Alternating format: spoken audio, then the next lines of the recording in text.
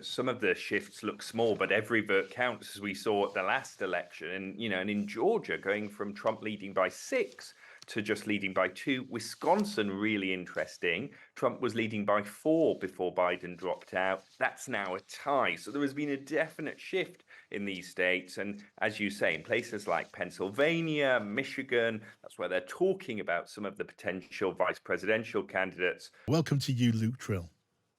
Hi, John. Luke, I'm going to start right here on this side of the ocean and look at what's been going on in public opinion, in politics since that election. And Luke, it's only been, I don't know, just over a fortnight, and Keir Starmer can congratulate himself, can't he? Because it seems that he's got more popular. Absolutely. We are very much in what's often termed the honeymoon period in terms of public opinion. There was a poll out from Opinion, which came out of the weekend, which found that Starmer's approval rating was now at plus 19. And it was actually the first time that it had actually been positive on their measure. And the really interesting thing is that was driven a little bit by an uptick in people saying they approved of the job that he was doing, but much more by a massive drop in people saying they disapproved. That fell from 38% to 20%. So very definitely a honeymoon for Keir Starmer. Also, as well, people slightly more confident, there was some polling from Ipsos, that he'd be able to succeed in those missions that he set in the run-up to the election. They did some polling in September, where it looked like people were a bit skeptical about him achieving them. Fast forward to today, much more likely to think that he can achieve those missions. How do we account for that, Luke? It's not as if the government's actually done a great deal. It certainly said a good deal and made promises, which no doubt people, or at least many people, seem to like. Is it just willingness to give the new lot a fair wind?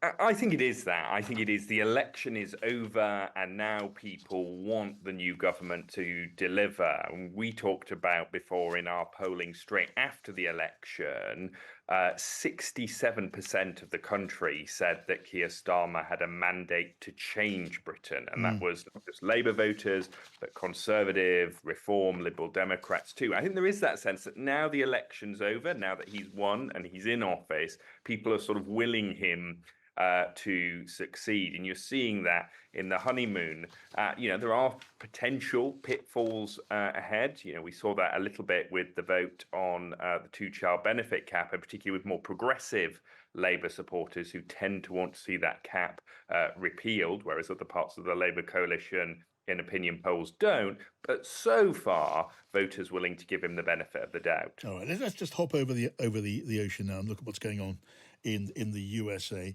Kamala Harris. I mean, the pictures have been so upended since she picked up the baton and started to run with it now from Joe Biden. Hasn't been a lot of time to weigh public opinion in America about the new lineup, but there have been changes. Tell me what you know. Yeah, so you might complain that there are a lot of polls in the UK. There are even more in the US. So even though it hasn't been that long, there have been a few polls which have come out. In fact, there's been one that I've just seen in the past couple of minutes, which is really interesting. That's from Morning Consult, which actually puts Harris 1 point ahead of Donald Trump. Right. Other polls that we've seen come out, so CNN having Trump up 3 over her, Ipsos has Trump slightly behind, Activote has it basically tied. So the overall pattern is a much closer race than when Joe Biden was the nominee. Some putting Harris just ahead, some putting her just behind. But of course, we also know that in the US, it's those swing states that matter more than the popular vote. And again, what you've seen in some of those, there was some polling from Emerson, which came out, which found that whilst Trump was still ahead in places like Arizona, Georgia, Pennsylvania, their gap was again much narrower. And what does that suggest? Because we always say in polls, don't just look at the absolute figure, look at the trend. Yes. What direction is it moving? And it does seem it's moving from what looked like almost certain loss under Joe Biden to a much closer race. And of course, we've still got the Democrat convention to come, the vice presidential announcement. So more opportunities for Harris to build on that. I mean, these key state, these battleground state polls are, if anything, more encouraging than the national polls, because, as you say, these are where these half a dozen states or so where the elections are going to be won and lost, and there's been more noticeable movement in some of these states towards Harris than you see in the national polls at this very early stage since the switchover, the handing on of the baton. Look at Arizona. Well, it's a 2 point shift in Harris's direction since then, but other states, Pennsylvania. Well, now it's gone from being, well, Trump's now got a 2 point lead. He had a 5 point lead before that. And these are states where you could see the vice president being chosen from, which in these key states, which are going to provide the key electoral college votes, that could be the stuff, this is going to be the stuff that tips it over the edge. Well, absolutely. And, some of the shifts look small, but every vote counts, as we saw at the last election. And in Georgia, going from Trump leading by 6 to just leading by 2. Wisconsin, really interesting. Trump was leading by 4 before Biden dropped out. That's now a tie. So there has been a definite shift in these states. And as you say, in places like Pennsylvania, Michigan, that's where they're talking about some of the potential vice presidential candidates coming from. And often they don't make a huge difference, but in a swing state where you could be talking about thousands rather than hundreds of thousands of votes, that could make a difference. So I think we need to shift how we categorize this presidential race from a sort of likely or lean Trump to a pure toss-up at this stage based on the Yeah. polling we're seeing. But Will be more interesting to see what happens next week. There's been some indication that these comments from J.D. Vance, the vice presidential candidate, about Kamala not being a mother will have landed badly with some groups, unsurprisingly. It'll be interesting to see if that has an impact on the polling. yeah, it really will. I mean, to see how that moves.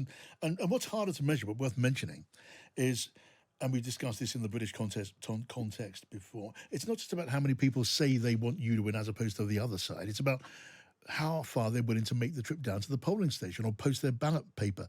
And we'll see whether Kamala Harris has the effect of just giving her side more motivation, especially younger voters, and especially black and Latino Americans, who in some cases are thought to be less likely to put the cross in the box.